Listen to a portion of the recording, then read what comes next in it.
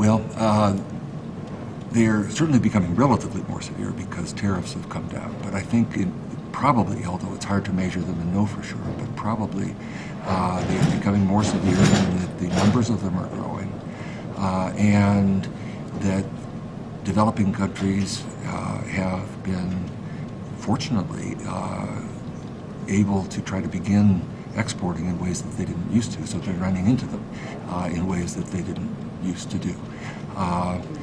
But part of the growth is that the world economy, and especially the advanced countries, are increasingly using regulations for all sorts of valid purposes, health and security and so forth, environmental concerns, a whole long list of reasons.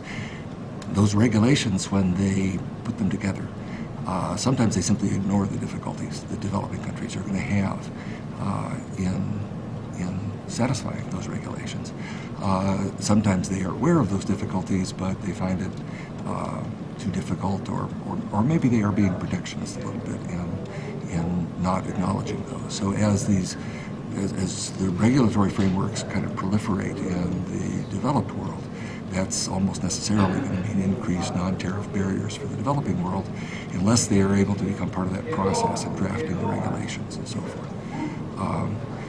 So I guess I think that's probably the main reason for it. I have seen arguments also, though, and I'm not sure how much to believe this, as our tariffs have been negotiated downward through decades of negotiations in the GATT and the World Trade Organization. Those who want protection have to look elsewhere.